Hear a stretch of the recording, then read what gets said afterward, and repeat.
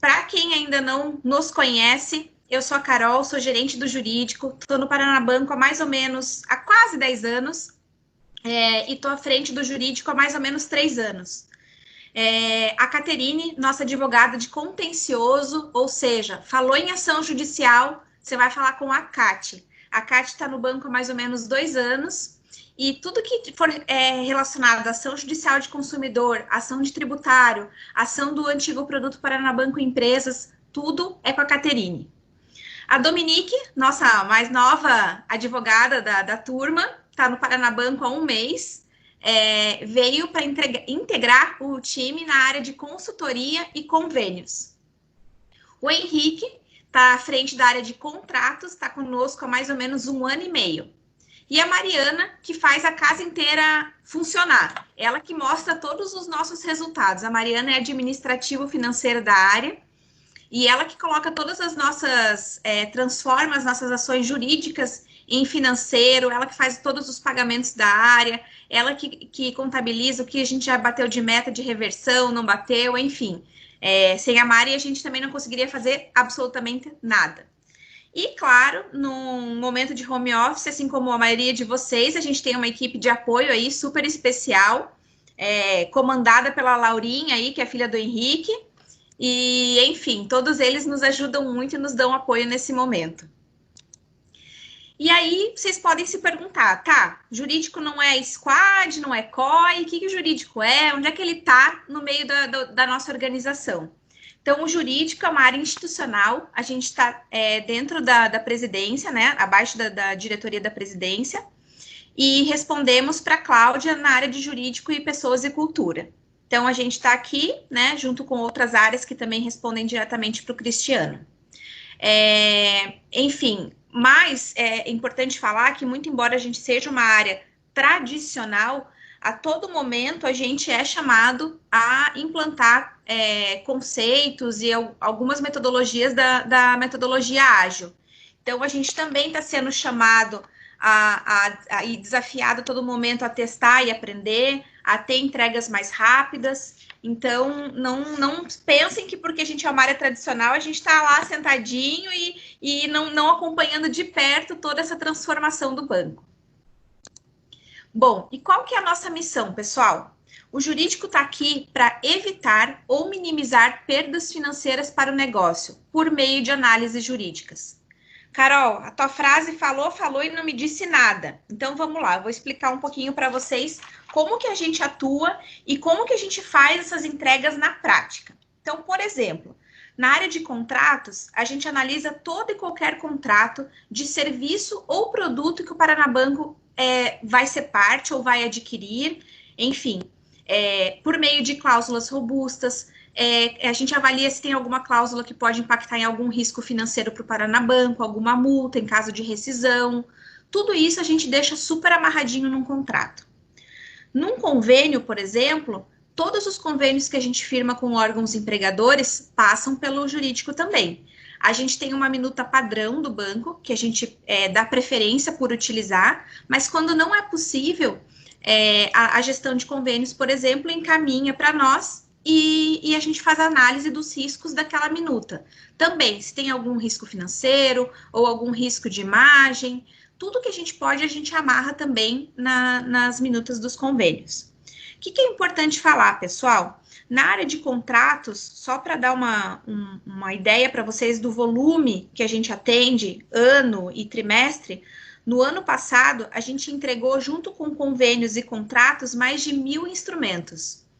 Só de contratos, nesse primeiro trimestre, a gente já entregou mais de 200 instrumentos analisados.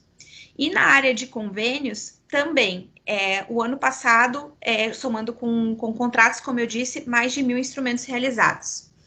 Consultoria.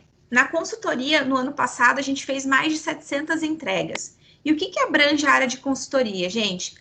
Toda pergunta que vocês fazem para o jurídico, que vocês têm alguma dúvida, seja informalmente, quando vocês vão até a nossa mesa lá e trocam uma ideia conosco, ou quando vocês nos chamam para uma reunião para lançar um novo produto ou um novo projeto, tudo isso engloba a área de consultoria.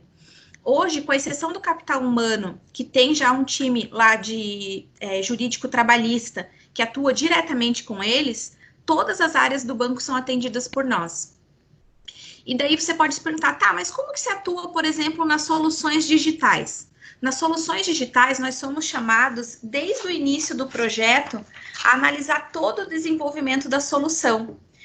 E aí, a gente acompanha as soluções digitais depois por meio dos comitês de risco. Nos comitês de risco, por exemplo, a gente tem a oportunidade de revisitar alguns temas, tentar pensar em soluções mais criativas e sempre, pessoal, sempre tentando buscar o limite da legislação e buscando a melhor experiência para o cliente. Isso porque, gente, todo o nosso jurídico, a gente até brinca entre nós não temos doutoretes lá. Nós temos funcionários de banco que estão também, assim como vocês, buscando a melhor experiência para o cliente. E para nós, a legislação não está escrita em pedra. Então, tudo que a gente pode flexibilizar, pode, eu não digo ultrapassar os limites, mas chegar bem na beiradinha lá do limite, a gente vai. Também atuamos nas áreas de investimento e captação. Então, por exemplo, o jurídico participa ativamente de todos os processos de emissão de letras financeiras, participou ativamente na estruturação do FDIC. No ano passado, quando nós falamos no IPO, também participamos. E lá a gente faz análise de todos os comunicados que são divulgados entre os bancos participantes. Participamos dos processos de due diligence, dos contratos de promessa de cessão, regulamentos, ou seja, é muito documento, a gente revisa tudo. Sim, atuamos em parceria com alguns escritórios terceirizados, mas sempre a análise final, a última visualizada ali para ver se está tudo certinho, de acordo com o nosso negócio, é a gente que faz. Porque a gente acredita que um escritório terceirizado pode nos dar muito apoio, mas quem entende do negócio, sabe como é que é o dia a dia lá do Paraná Banco, somos nós. Então, tudo passa pela gente. Marketing também. Toda vez que vai lançar uma nova campanha, um novo produto, enfim, que vai acontecer uma divulgação na mídia, ou uma campanha que vai ter um sorteio de brinde, alguma coisa, o regulamento somos nós que elaboramos. Os cartazes, enfim, de mobiliário urbano, que vai para a mídia, também a parte de aviso legal, tudo passa por nós. As legislações, então nós atuamos ali diretamente no acompanhamento e estudamos os novos normativos, analisamos os impactos que eles têm no nosso negócio. Então, um exemplo muito recente foi da possibilidade do aumento de 5%, tanto na margem do INSS quanto na margem do SIAP. Infelizmente, a legislação não decolou, né? O projeto de lei que estava sendo discutido não decolou, mas nós estávamos acompanhando eles diretamente. E aí eu também trago um outro exemplo de ontem, que foi muito legal, que vale a pena vocês saberem. A gente acompanhava também uma ação direta de inconstitucionalidade que tramitava no Supremo Tribunal Federal, que falava da possibilidade de redução de jornada e redução de salários dos servidores. Isso ontem à noite foi julgado improcedente, inconstitucional, ou seja, não é possível fazer isso. E para nós foi uma baita vitória, porque isso impacta diretamente no nosso negócio. E aí, é claro, eu não podia deixar de falar de LGPD. Nós temos aí um projeto, eu sou a PO desse projeto, mas trabalho numa parceria muito legal com o Luciano, com o Aroni. A Dominique, que entrou agora no time também, já está participando ativamente disso. A ideia, como vocês sabem, ainda existe um projeto de lei que está sendo discutido, mas assim, é muito possível que ele também não vingue, então a gente precisa estar com a casa em ordem até agosto desse ano. Então a gente está trabalhando duro para fazer todas as adequações dos nossos sistemas, das nossas soluções, do nosso canal físico, para que tudo esteja em compliance dia 16 de agosto de 2020. Por isso, eu aproveito aqui para reforçar e pedir, quem não fez o curso, pessoal, são só 45 minutinhos, vale a pena. A gente escolheu um parceiro super legal, o conteúdo é legal, não é juridiquês, eu tenho certeza que vocês não vão se arrepender, tá bom?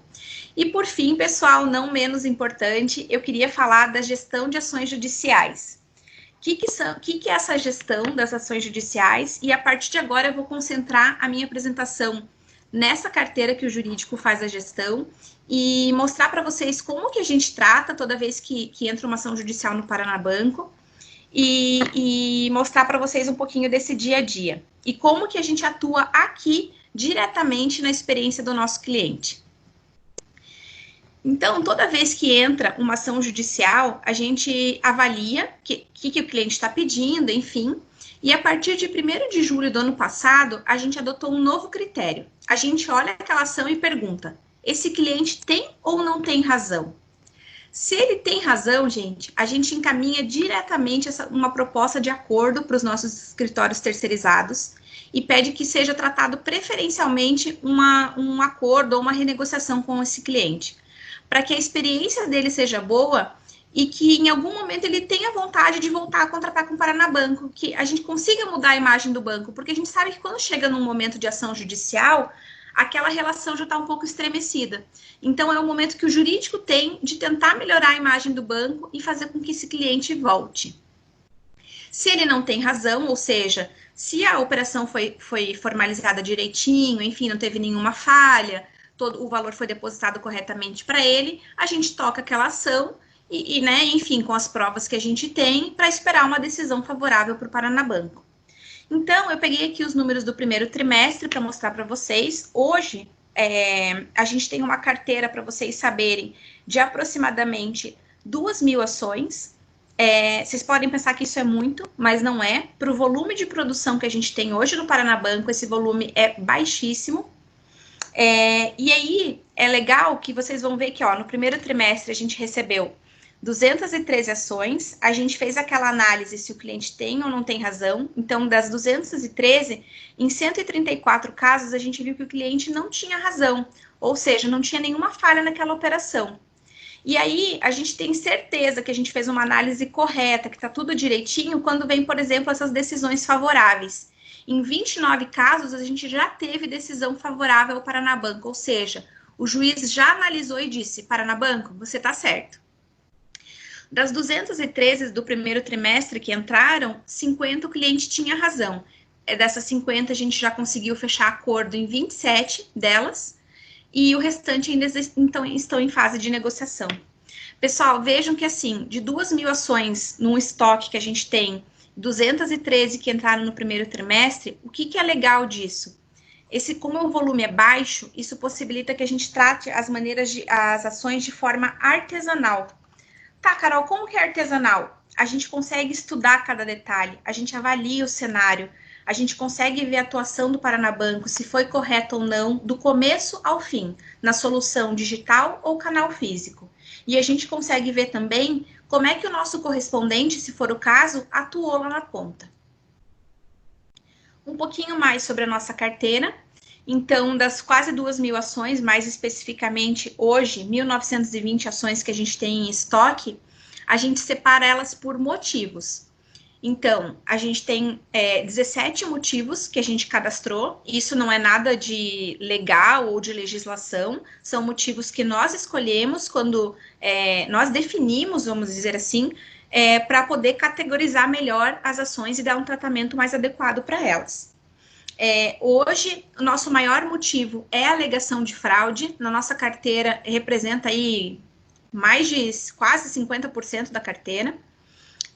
Seguido de redução de consignação, ações revisionais e ações de cópia de contrato. Aqui, pessoal, nesse estoque estão misturadas ações, seja de canal físico ou canal digital, tá? Por isso que a gente ainda tem, por exemplo, aí um estoque de cópia de contrato, que a gente sabe que no digital, isso já está funcionando mais legal, enfim, já vai de maneira automática para o cliente no final da solução. Então, algumas coisas a gente ainda precisa tratar, né?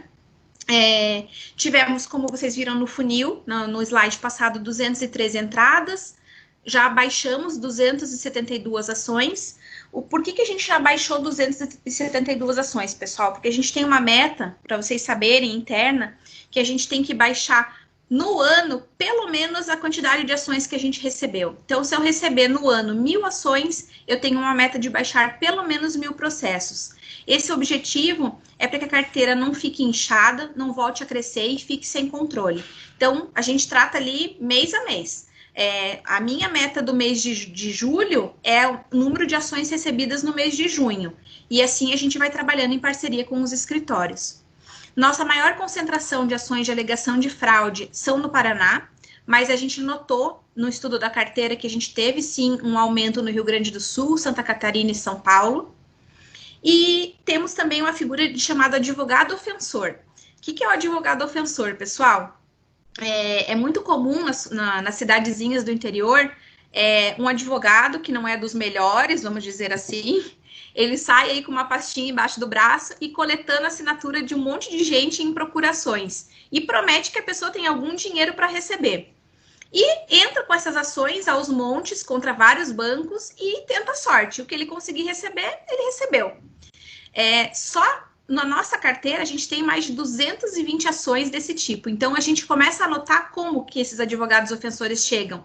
Quando a gente começa a ver muita distribuição de ação em determinada localidade. Às vezes, sim, o cliente pode ter razão. E daí a gente faz aquela análise e vai tentar um acordo com ele. Mas, de um modo geral, a gente nota que não é muito o perfil desse advogado ofensor. Ele tenta a sorte mesmo. E daí vocês podem se perguntar, putz, mas tem 220 ações, o que vocês fazem para, enfim, tratar? Como é que vocês fazem? Vocês não fazem nada contra essa pessoa e tal? A gente atua. A gente pode atuar, por exemplo, por meio da OAB, que é a Ordem dos Advogados do Brasil, que é a nossa categoria da classe, enfim. A gente faz reclamações, registra reclamações contra esses advogados, mas a gente tem que ter prova, né, pessoal? Então, assim, daí já fica um pouquinho mais difícil, porque se o cara assinou uma procuração, regra geral, ele tá sendo bem, ele contratou direitinho, né? Muito embora muitas pessoas nem saibam que tem ação no seu nome. Nas ações de redução de consignação, a gente está falando aí da famosa ciranda do consignado. É aquele cliente que já está com a margem todinha tomada e quer, de algum jeito, renegociar contrato para liberar a margem para contratar mais. É isso que acontece. E nas ações revisionais, os nossos clientes discutem taxa. No final das contas, redução e revisional, eles querem propor uma renegociação de contrato. Um por meio de liberação de margem e outro por meio de discussão de taxa. Essa é a nossa carteira, pessoal. E daí, para finalizar, que eu não quero me estender muito e também não quero deixar nada muito técnico aqui a apresentação para vocês, eu queria falar um pouquinho dos desafios do nosso time. Então, assim, eu só separei 4, não coloquei nada de OKRs, porque eu já falei um pouquinho das nossas metas para vocês. Mas a ideia é atuar sempre de maneira preventiva e em parceria ativa com as áreas de negócio, para evitar o conflito. E daí, a gente teve uma experiência muito legal no ano passado. Nós colocamos 2 advogados dentro do NAC, do Núcleo Atendimento ao Consumidor, a área do Tirabosque, para atuar diretamente com eles. E, assim, lá poder receber as demandas e tratar os conflitos na origem, tentando evitar que virassem ações judiciais. E foi uma experiência muito legal, enfim, que surtiu grandes efeitos que a gente colhe até hoje, que a gente vê, assim, uma redução no número de e-mails, no número de telefonemas, as pessoas conversam mais e se entendem mais, veem que o jurídico está ali para ajudar e para agregar. A gente analisa também todos os contratos, juntamente com as áreas, tentando entender o que está sendo contratado, o produto que está sendo adquirido, para sempre minimizar ao máximo os riscos e trazer mais condições favoráveis para o Paraná Banco. Outro desafio muito grande é a gente se manter atualizado com relação às novas legislações, aos projetos de lei, portarias. Então, toda vez que sai uma atualização da IN, do INSS, ou agora que choveu o decreto por conta da pandemia, falando em suspensão, 90 dias, 120 dias, tudo isso também é acompanhado por nós. E é um desafio muito grande, porque, assim, nós temos um parceiro que nos ajuda nisso também, porque, assim, o movimento é intenso e a gente tem que estar ligado em tudo que está acontecendo. E, por fim, e não menos importante, o nosso principal desafio, eu posso dizer com toda certeza, é ser reconhecida como uma área parceira e descomplicada. A gente quer que vocês enxerguem o jurídico como uma área que está para somar, para conhecer cada vez mais o negócio, propor alternativas mais criativas e mais flexíveis, sempre respeitando o limite da legislação, mas indo assim até a beiradinha máxima que a gente puder. Era isso que eu tinha para contar para vocês hoje. Eu espero que tenha ficado claro, eu espero que, enfim, vocês possam entender um pouquinho mais como é que a gente funciona no dia a dia. Eu continuo à disposição de vocês, o meu time também, podem ter certeza. E se vocês tiverem alguma dúvida, alguma pergunta, eu estou à disposição para responder. Obrigada, pessoal.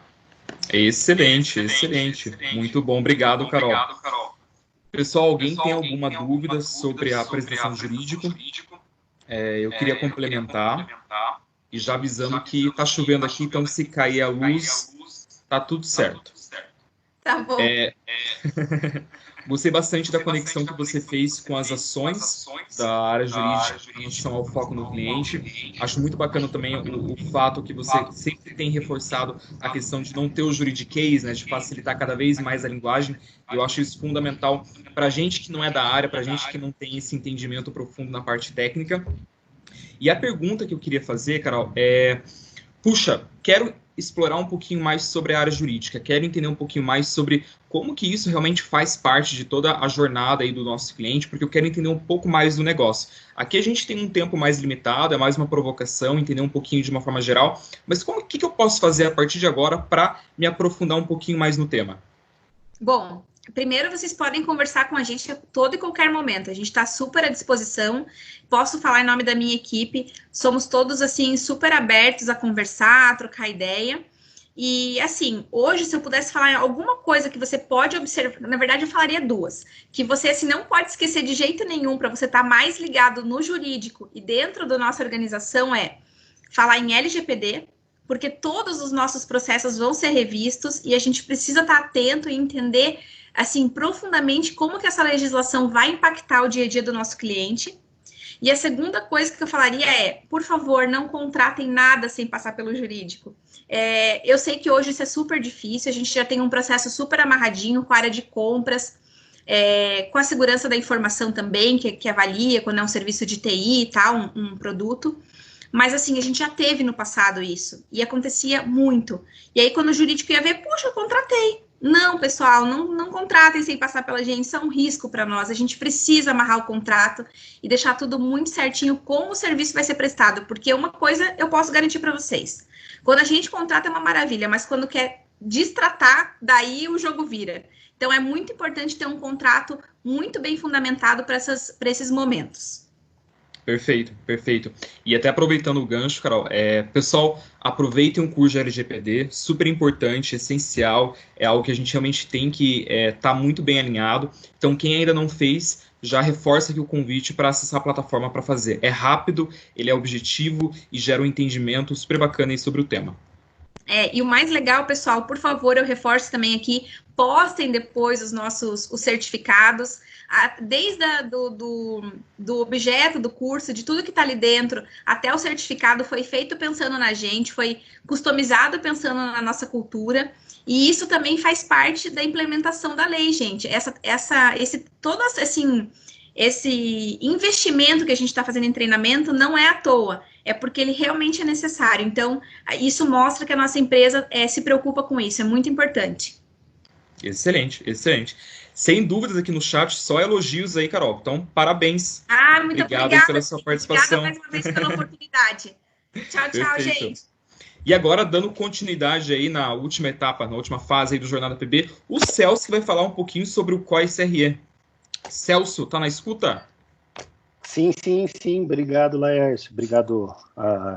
Parabéns ali para a Ana Carolina também apresentar para a gente. Até aí, a gente também tem um pouco de dúvida, a gente também tem algumas coisas que passam ali pelo time do jurídico. Obrigado mesmo.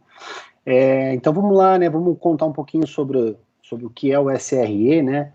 Deixa eu compartilhar aqui com vocês. Deixa eu ver se eu consigo. Aí se vocês puderem me falar se está aparecendo, meu amigo Lércio, pessoal. Para mim está aparecendo. Legal. Está aparecendo também. Tá, fechou então. Legal, maravilha. Então vamos lá. Obrigado, agradeço imensamente o convite para a gente falar um pouquinho sobre esse tema, sobre o que a gente tem feito, né, e como que a gente tem trabalhado para que a gente consiga ajudar tanto os times de transformação digital, quanto os times que precisam da infraestrutura, né. Mas vamos lá falar um pouquinho sobre o que é o SRE, né, que agora é a palavra que a gente vem falando com mais ênfase, né. O SRE é o Site Reliability Engineering, ou seja, é uma engenharia de confiabilidade de sites. Celso, continuo com dúvida ainda. Então vamos lá, deixa eu me apresentar rapidamente, até para que todos conheçam quem é o Celso. Eu me chamo Celso Arruda, ou melhor, conhecido como Celso Arruda, tenho um apelido já de longa data. Eu estou hoje à frente do time de SRE como gerente cloud no Paranabanco, então eu estou junto com o Paranabanco há aproximadamente 2 anos. Eu entrei como DevOps no Front 360 e desde então eu vim trabalhando com os times, com os squads, e hoje a gente juntou e unificou os times tanto de DevOps quanto o time de infraestrutura que atendia a infraestrutura on-premise, ou seja, a infraestrutura que nós tínhamos dentro de casa. Tá? Então eu tenho mais de 20 anos de experiência na área de TI, então eu tenho um pouquinho de conhecimento em alguns itens, né? Então eu estou tentando trazer para dentro de casa o que a gente conseguiria melhorar. E um dos itens é justamente a parte do SRE, que um pouco mais de 2 meses a gente unificou o DevOps com o time de infraestrutura e nós formamos um único time, um único COI de excelência, onde a gente trabalha desde as soluções da cloud, que estão lá na nuvem, como algumas pessoas comentam, ou algumas soluções dentro de casa, como manter o função, por exemplo, toda a estrutura do função, ou ter a página que os nossos clientes acessam para fazer os nossos empréstimos, né? Então, mas, poxa, Celso, mas o que é efetivamente o SRE, né? Então, a gente tem alguns princípios. A gente tem desde abraçar os riscos, ter um objetivo a nível de serviço, eliminar o trabalho desnecessário, monitorar todo e qualquer sistema distribuído, seja ele desde o site ou desde do ambiente que a gente tem dentro de casa, automatizar os processos, evitar retrabalhos, né, do tipo assim, Celso, como é que a gente faz para que a gente não consiga mais precisar executar esse mesmo processo? Então, vamos sentar, vamos discutir e vamos automatizar esse processo. Se a gente precisa fazer mais de 2 vezes a mesma coisa, então significa que a gente precisa sentar, estudar como que a gente poderia melhorar esse processo. E se a gente está fazendo 50 vezes manualmente, é porque alguma coisa não está de acordo. Então, desde o processo, uma engenharia de lançamento, é pegar um desenvolvimento que um squad fez, proporcionar a ele uma entrega saudável até um ambiente de produção, onde ele consiga entregar para o nosso cliente uma solução robusta e ou melhor, sem erros, né? Porque a gente não quer que os nossos clientes tenham algum tipo de erro na tela, né? Então a gente tenta buscar a simplicidade, evitar a complexidade. Então esses são alguns princípios do time de SRE. O que mais, Celso, que a gente tem de responsabilidade? Então a gente tem que garantir que a disponibilidade daquilo que a gente está proporcionando para que os servidores estejam funcionando, reduzir a latência. Celso, mas o que você tem a me falar sobre latência? É o tempo de demora que um processo, quando o nosso cliente clica no botão simular, por exemplo, ele não fique um bom tempo girando, esperando, ou aquela famosa paginazinha de loading, que as pessoas ficam olhando para ela e falam, nossa, mas nunca sai desse momento, né? Então, assim, a gente tem que garantir que a gente não tenha esse processo de latência. O desempenho é fazer com que todo o fluxo do nosso cliente tenha um amplo desempenho do início ao fim.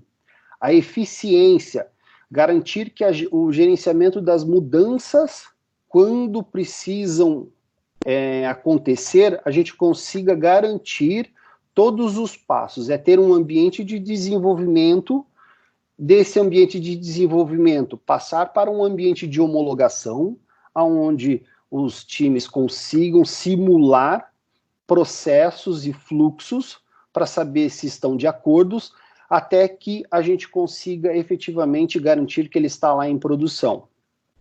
Quando ele chega em produção, a gente tem uma responsabilidade de garantir o monitoramento dessa entrega, ou seja, a partir do momento que a gente colocou esse pacotinho lá em produção, a gente precisa garantir que o servidor onde foi entregue esse pacotinho, ele esteja sendo monitorado.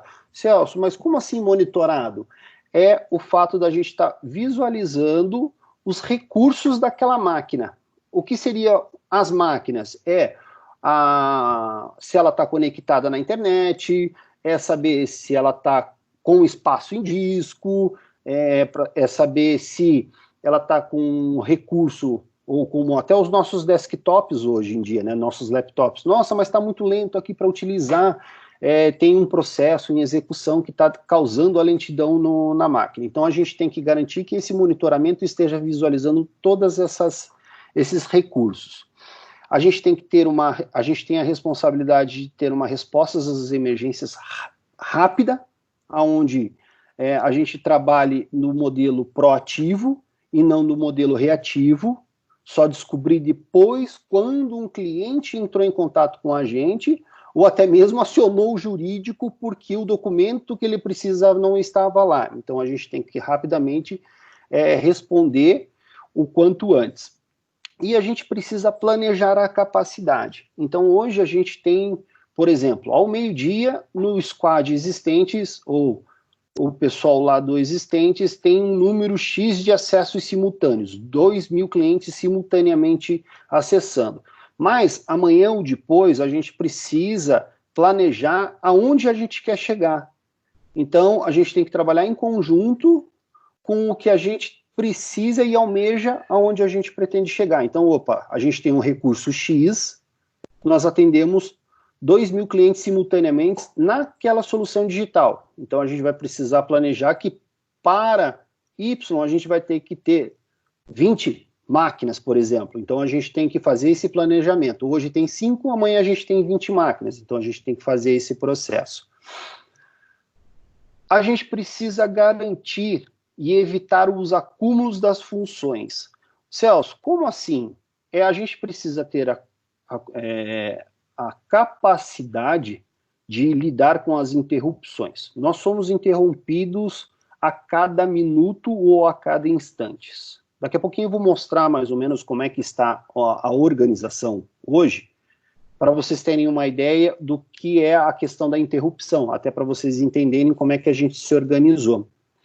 Mediante isso, a gente precisa evitar ao máximo acúmulos de problemas. Ou seja, a gente não tem que ter os problemas, ou se a gente tem que rapidamente resolver os problemas.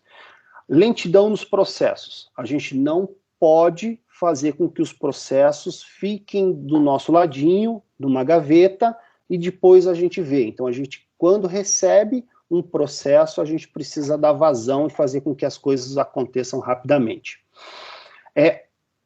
Voltando em relação ao acúmulo de problemas, a gente tem que evitar os atrasos. E isso tudo, nessa complexidade, a gente leva à questão da perda monetária, que isso acaba afetando a instituição num todo, que isso não é legal. Porém, dentro do time de SRE, a gente também contempla o time de DevOps, ou seja, poxa, mas como assim o time de DevOps? A gente tem um desafio de disseminar a cultura DevOps dentro do Paranabanco. A missão do time de DevOps, ela vem justamente para quê? Quebrar a barreira existente entre os desenvolvedores, que é o pessoal que está lá nos squads, com o que tem na operação, que é o time de sustentação, que é algo que está acontecendo. Então, a gente tem esse desafio de unificar e garantir que a gente esteja numa única visão, numa única meta e num prazo onde, desde o início do desenvolvedor até a operação, elas estejam efetivamente interligados.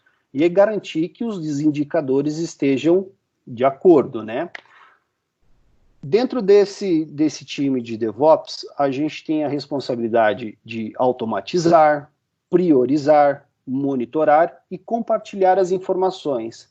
Então, ele vem em conjunto com o time de SRE. Então, nada mais do que fazer com que a cultura DevOps, hoje já disseminada dentro dos squads, ela vem justamente para ampliar para a organização, para facilitar. Então, ela vem em conjunto com o time de SRE para a gente trabalhar de forma homogênea, né? Celso, mas tá, agora falando um pouquinho de organização, como é que vocês se reestruturaram dentro de casa para ajudar, seja os squads, ou seja o time de operação, para fazer tudo isso acontecer? Porque, a princípio, legal. Se alguém tiver alguma dúvida também referente ao que é o SRE, posso até voltar e explicar um pouquinho mais, tá? Um ponto que vale lembrar, o SRE, ele é uma metodologia que iniciou lá em 2003, junto com o Google. Então, é uma metodologia já utilizada em algumas empresas, que facilita o dia a dia nosso para que as coisas aconteçam. Resumindo, hoje o que é o SRE. Dentro da estrutura do SRE, a gente organizou da seguinte forma: nós temos o gestor, que hoje eu estou nesse papel, temos 2 referências técnicas, e essas referências técnicas auxiliam alguns focais e algumas pessoas no time, nas BUs, por exemplo, de originação, retenção, rentabilização, enablers, e outra referência técnica, que são pares, que eles atuam de forma cross, né, aonde garante que a gente tem uma pessoa focada no monitoramento, uma pessoa que está focada somente na cloud privada. Celso, mas o que é a cloud privada? É toda a infraestrutura que o banco possui dentro de casa, que são os servidores que nós temos dentro de casa. Ah, legal, Celso, mas e a cloud pública? A cloud pública é a Azure, a AWS, que é a Amazon, que algumas pessoas já conhecem, a Google Cloud. Então, nós temos um focal justamente para garantir que está sendo olhado também as clouds públicas, que é onde as nossas soluções digitais, elas se encontram. Então, mas Celso, mas quem são essas pessoas? O nosso dia da transformação digital, ela tem a Renata hoje como referência técnica, ajudando as unidades de negócio, as BUs, junto com o time de DevOps que está focado nos squads. O Daniel como referência técnica, ajudando tanto a parte pública quanto privada, ou seja, dentro de casa, os servidores dentro de casa e os servidores lá na nuvem. Eu atuando como gestor dessas 2 pessoas e de todo o time que nós temos hoje, que é, hoje, quem está atendendo a originação? Quem é o focal da originação? Ah, é o Erickson e o Vitor Kuss. Eles estão como focais junto para atender a originação. Ah, Celso, quem é a rentabilização? É o Alex. Monitoramento, Robson. Enablers, o Douglas. Retenção, a Lorraine. A Lorraine é uma pessoa, tanto a Lorraine quanto o Vitor Kuss, são 2 estagiários que vieram a somar ao time. Foi muito legal o processo deles, foi bem interessante. E tanto na cloud pública quanto na cloud privada, a gente tem o Jonathan e o Vitor Hugo. Legal, agora a gente já conhece o time, já sabemos quem são as pessoas, e quais serão os desafios que a gente tem pela frente. Desafios do time de SRE hoje é ter em mente a importância da preparação e documentação. Então, é desde o processo onde a gente prepara os recursos, a gente documenta esses recursos que foram construídos. Então, desde um processo, falando, a gente tem, até legal, porque a gente tem o desafio de não falar o techniquez, né? Então, a gente tem que trazer para vocês de uma forma também mais compreensiva, né? Onde a gente consiga trazer substitua algumas palavras para que fique mais fácil o entendimento, né? Então, a gente tem que, desde construir um servidor na cloud ou configurar um equipamento, documentar o passo a passo daquilo que foi feito e ter uma consciência de que o que pode dar de errado. Se eu fiz um levantamento errado, pode vir a dar algum tipo de problema, então eu tenho que minimizá-lo. Então, juntamente com um forte desejo de evitá-lo. Ou seja, eu tenho que construir algo sabendo de que alguém pode destruir. Então, a gente precisa evitar. Porque eu não sei o que pode ser que venha a ser colocado nesse servidor. Então, a gente tem que dimensioná-lo, saber aquilo que está sendo colocado dentro dele e ter uma ideia para que aquilo que está sendo, aquele pacotinho que um time desenvolveu e disponibilizou nesse servidor, não cause algum tipo de problema. Então, a gente tem que evitar. Então, a gente trabalha com uma operação 24/7 em termos de alertas. Então, a gente está antenado no tipo assim, Celso, parou o site institucional do Paranabanco. O paranabanco.com.br deixou de funcionar. Com certeza, o time será alertado através de uma ferramenta que nós temos, que ele vai ser acionado independente do horário. Então, a gente tem um recurso onde a gente consegue monitorar para saber se aquela infraestrutura ou se aquele recurso está sadio. O outro desafio é garantir os estágios da evolução do DevOps, que é desde uma construção de uma base, a normalização, ou seja, é garantir que todo mundo esteja utilizando esse mesmo recurso, garantir uma uniformização, garantir uma expansão, e aí, a chegar com um autoatendimento. Celso, mas o que você quer dizer com esses estágios da evolução? É desde o processo que eu comentei lá no início da apresentação, que é aquela questão onde, poxa, se eu estou fazendo mais de 2 vezes, significa que eu preciso parar para analisar se tem algum processo que precisa ser melhorado. Então, o autoatendimento é onde a gente tem os recursos de forma automáticas. Ou seja, se eu preciso fazer mais de uma vez, eu tenho que ter algo que esteja facilitando o meu dia a dia, para que eu não fique sempre no mesmo processo, ou seja, carimbando sempre a mesma folha. Olha, por que eu não crio um processo automatizado para garantir que os squads tenham uma autonomia, para que o time de sustentação, o time do Jefferson tenha uma autonomia, ou o time do Félix, quando precisa de um recurso, ele já automaticamente já crie. Ou até mesmo quando a gente precisa e sabe que chegou um profissional novo, vamos fazer um onboarding, fazer uma automação do tipo assim, vamos criar o usuário dele, criamos o usuário dele. Então, quando ele cria o usuário dele, ele já sai fazendo o quê? Adicionando o recurso, quais são as permissões que ele precisa, o que ele precisa de computador, já sai lá uma solicitação de compras, por exemplo. Então, esses são os desafios do time de DevOps, que é fazer com que isso venha para dentro de casa, para que a gente automatize o máximo de processo possível. Então, a gente tem esse desafio de fazer com que o time de SRE e o time de DevOps, ou o time antigo de infraestrutura e o time de DevOps, eles estejam alinhados com o negócio, que é o desafio daqui para frente que nós temos. Bom, gente, acho que eu falei bastante até.